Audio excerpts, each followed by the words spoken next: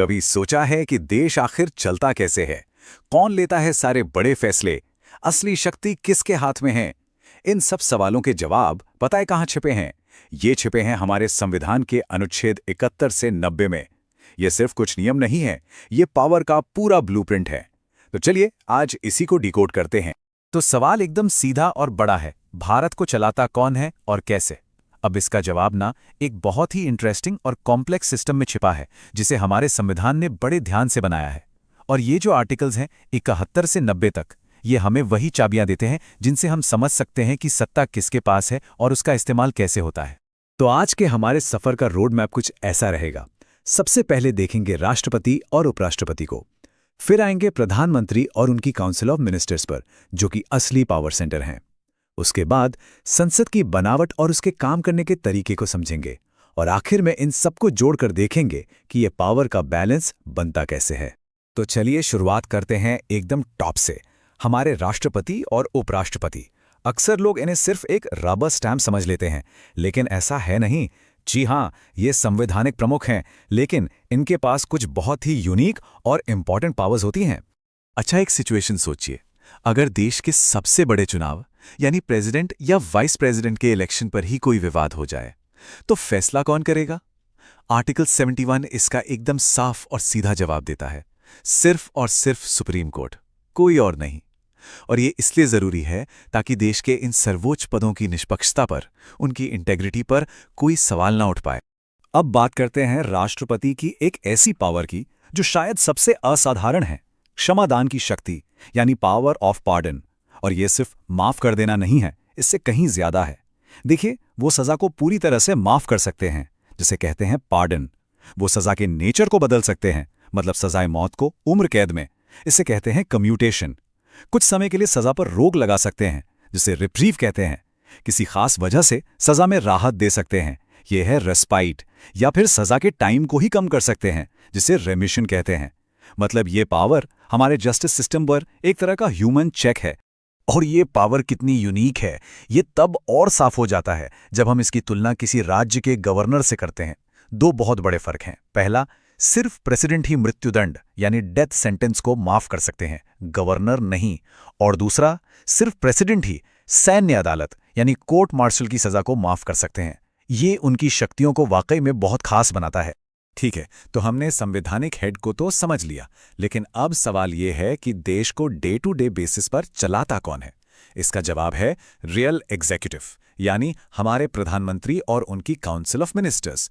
असली एक्शन, असली पावर सब यही हैं। तो ये पावर का बैलेंस आखिर काम कैसे करता है? यहीं पर आता है आर्टिकल 74। ये कहता है कि राष्ट्रपति को काउंसिल ऑफ मिनिस्टर्स की सलाह पर ही काम करना होगा। हाँ, उनके पास एक ऑप्शन है, वो सलाह को एक बार, सिर्फ एक बार पुनर्विचार के लिए वापस भेज सकते हैं।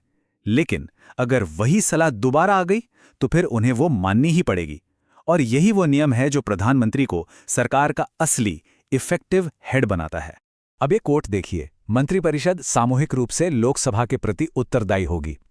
ये जो सामूहिक उत्तरदायित्व है, या जिसे अंग्रेजी में कलेक्टिव रिस्पॉन्सिबिलिटी कहते हैं, ये सिर्फ कोई भारी भरकम शब्द नहीं है, ये हमारे लोकतंत्र की आत्मा है। इसका मतलब एकदम सिंपल है, पूरी सरकार एक टीम है, सिंक और स्विम टुगेदर।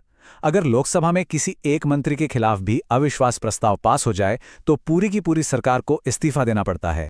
15%। ये नंबर आपको शायद छोटा लगे, पर इसका मतलब बहुत बड़ा है। हुआ ये कि 91st अमेंडमेंट के जरिए यह तय कर दिया गया कि काउंसिल ऑफ मिनिस्टर्स का साइज लोकसभा की टोटल स्ट्रेंथ के 15% से ज्यादा नहीं हो सकता। और ऐसा क्यों किया गया? ताकि जंबो कैबिनेट बनाने का जो ट्रेंड चल पड़ा था, उस पर रोक लगाई जा सके और सरकार ज्यादा एफिशिएंट हो। आर्टिकल 78 को आप सरकार के हेड और स्टेट के हेड के बीच एक तरह की हॉटलाइन समझ सकते हैं। ये प्रधानमंत्री की ड्यूटी है कि वो काउंसिल ऑफ मिनिस्टर्स के सभी बड़े फैसलों की जानकारी प्रेसिडेंट को दें। ये सुनिश्चित करता है कि भले ही असली पावर प्रधानमंत्री के पास हो, लेकिन राष्ट्रपति हमेशा हमेशा लूप में रहें, उन्हें हर बात की जानकारी हो। तो ठीक है, हमने उन लोगों को देख लिया जो सरकार चलाते हैं। अब चलते हैं उस जगह पर जहां देश के लिए कानून बनते हैं, हमारी संसद। तो आखिर इसकी बनावट कैसी है, चलिए समझते हैं। अब जरा इस पर गौर कीजिए। ये एक ऐसी बात है जो अक्सर लोगों को सरप्राइज कर देती है। जब हम संसद कहते हैं तो हमारे दिमाग में लोकसभा और राज्यसभा आती है ना? लेकिन आर्टिकल 79 के हिसाब से संसद सिर्फ इन 2 सदनों से नहीं बनती, इसके 3 हिस्से हैं, प्रेसिडेंट, लोकसभा और राज्यसभा। जी हाँ, प्रेसिडेंट भी पार्लियामेंट का एक इंटीग्रल हिस्सा है और इसीलिए कोई भी बिल तब तक कानून नहीं बनता जब तक उस पर प्रेसिडेंट के दस्तखत ना हो जाएं। तो ये जो संसद के 2 सदन हैं, इन दोनों का मकसद और कैरेक्टर बिल्कुल अलग है। एक तरफ है लोकसभा, यानी हाउस ऑफ द पीपल।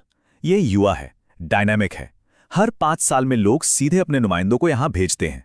और दूसरी तरफ है राज्यसभा, काउंसिल ऑफ स्टेट्स। ये ज्यादा अनुभवी और स्थायी सदन है। इसका काम है नीतियों में एक ठहराव और गहराई लाना, एक तरह की कंटिन्यूटी बनाए रखना। राज्यसभा की बनावट ही से इतनी स्टेबिलिटी देती है, ये कभी भंग नहीं होती। ये एक परमानेंट हाउस है। इसके 1/3 सदस्य हर 2 साल में रिटायर होते हैं और नए आते हैं। और सबसे खास बात, इसके 12 सदस्य प्रेसिडेंट द्वारा नॉमिनेट किए जाते हैं।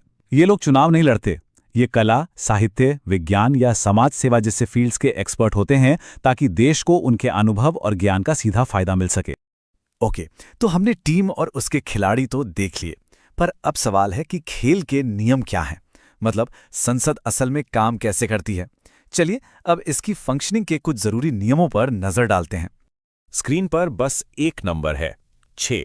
ये 6 महीने की डेडलाइन है।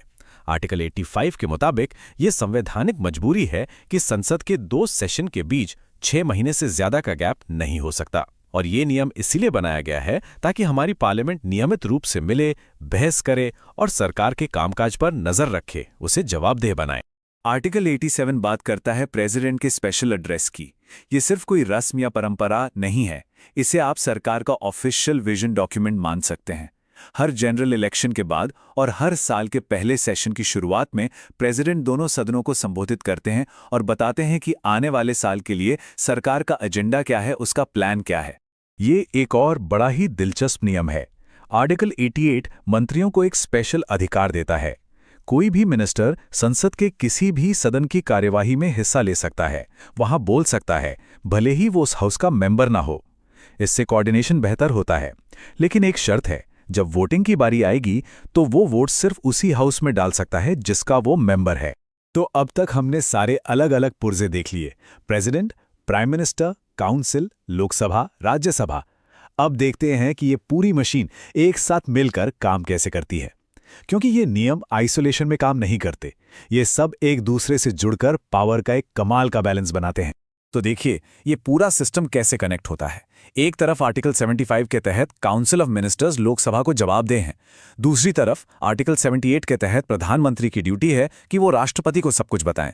फिर आर्टिकल 74 के तहत राष्ट्रपति उसी काउंसिल की सलाह पर काम करते हैं और आखिर में आर्टिकल 79 के तहत राष्ट्रपति खुद पार्लियामेंट का हिस्सा है। देख रहे हैं, ये एक पूरा चक्र है जो शक्ति को किसी एक जगह पर टिकने नहीं देता, उसे कंट्रोल और बैलेंस में रखता है।